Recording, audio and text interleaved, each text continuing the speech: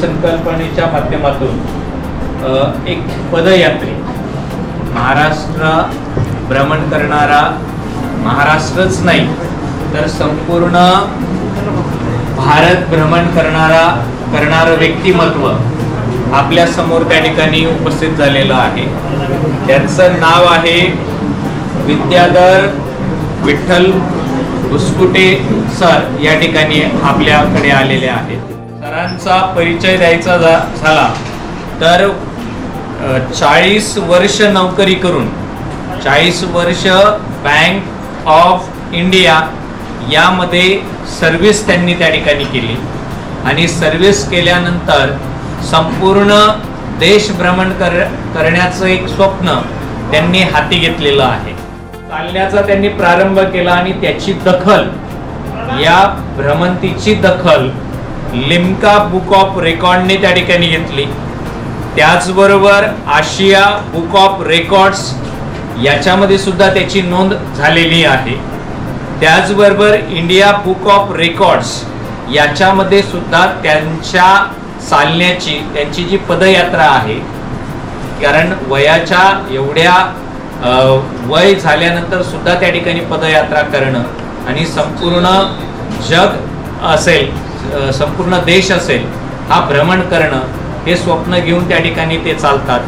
पण त्याच्या मागचं कारण असं आहे की हे चालण्यामागचा उद्देश काय आहे की त्यांना काहीतरी वेगळं करायचं आहे असंही का नाही, ते भारत भ्रमण करतात आणि भारत भ्रमण करत असताना त्यांना त्या भ्रमंतीमध्ये ज्या काही छोट्या मोठ्या शाळा लागत असतील, विद्यार्थी भेटत असतील तर त्यांच्याशी ते संवाद साधतात आणि त्यांच्या त्या पदयात्रेविषयी थोडीशी 5 मिनिटाची PPT दाखवण्याचं काम त्या ठिकाणी करतात। त्यांच्या बाबतीत एक महत्त्वाचं सांगायचं राहिलं तर सर दिल्ली, राजस्थान, उत्तर प्रदेश, मध्य प्रदेश, महाराष्ट्र, आंध्र प्रदेश, कर्नाटक, तामिळनाडू, अरुणाचल प्रदेश, आसाम, पश्चिम बंगाल, बिहार, गुजरात, गोवा, केरळ आणि ओडिसा म्हणजे श्रीनगर पासून तर कन्याकुमारी पर्यंत 4000 किलोमीटर अंतर पहिल्या टप्प्यामध्ये चाललेत। दुसऱ्या टप्प्यामध्ये किबित म्हणजे अरुणाचल प्रदेश, अरुणाचल प्रदेशाचं नाव आहे किबित, अरुणाचल प्रदेश पासून तर पोरबंदर पर्यंत विद्यालयाच्या वतीने, विद्यार्थ्यांच्या वतीने, प्राचार्यांच्या वतीने आपण आपले सहर्ष आम्ही स्वागत करतो आणि पुढच्या वाटचालीसाठी शुभेच्छा पण देतो आणि आपल्याला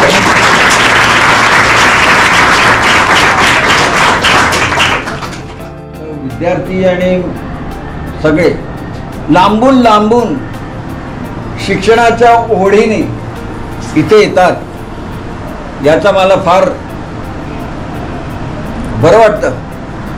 कारण पुढे चालून ही मुलं इतके कष्ट घेतात तरी पण आई वडिलांच्या यांच्यामुळे आपल्याला सगळं मिळतं। भारताचं भविष्य आहात याची मला खात्री आहे, तुम्ही काहीतरी कराल। आणि मी या माहिती आहे का, मी चालतो ना ते एवढ्यासाठी नाही, फक्त विद्यार्थी भेटण्यासाठी मी जात असतो। जो 250-300 शाळा मी गेलेलो आहोत आणि आताही संपूर्ण भारत, महाराष्ट्र चालणार आहे।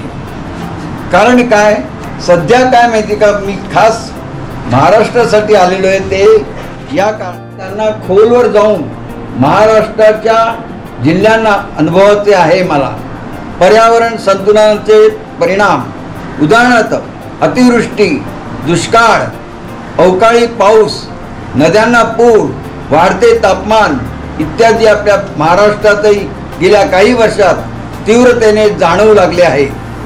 आपण जागरूक नागरिक म्हणून पर्यावरण रक्षणाच्या व संवर्धनाच्या दृष्टीने काही ठोस पावले उचल, जलसंवर्धन, सामाजिक वनीकरण, विनाकारण वृक्षतोड तुम्ही सगळे बघत असता, आलं का लक्षात, थांबवणे, पाण्याचा जपून वापर व्हावा, पाणी, अन्न याचे प्रदूषण टाळणे, शाळातून पर्यावरण जागृती करणे इत्यादी यासाठी चालूया महाराष्ट्र महत्त्वाचा मुद्दा आहे, यासाठी मी खास चालतो आहे. आणि जिथे शेतकरी दिसतील ते त्यांच्या घरापर्यंत मी पोहोचण्याचा प्रयत्न करतो. जिथे जे विद्यार्थी दिसतात तिथे मी तिथपर्यंत संवाद साधण्याचा प्रयत्न करतो.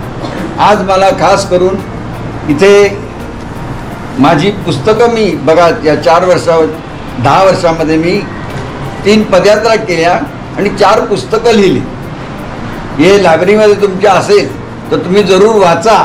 आणि नंदनवर सरांनी आणि राऊत सर हेड मास्तर यांनी मला संधी दिली छत्रपती विद्यालयामध्ये आपल्याशी संवाद साधण्याचा संधी दिली, याबद्दल मी आपला उपकृत आहे. आलं का सर? विविध धर्म, पंथ आणि जाती समूहांचा देश, इथली परंपरा, बहुविध संस्कृती, रीतिरिवाज, भाषा, इतिहास त्याच समाजसेवेच्या वाटेवरून चालत आहेत. काश्मीर ते कन्याकुमारी भारत हा देश नेमका कसा आहे? विविधतेतील एकता. तर जसे आम्ही मुक्काम इथे केला होता तिथून जसे चालायला लागलो तर संपूर्ण घाट आणि खास करून खूप चढ होता, तरी पण आपण कायम चालत राहतो आहोत. आणि आता एका ठिकाणी मस्त आराम करतो थोडा 5-10 मिनिट आणि मग लगेच चालायला सुरुवात करणार. 5-10 मिनिट पण नाही, 4-5 मिनिट बस.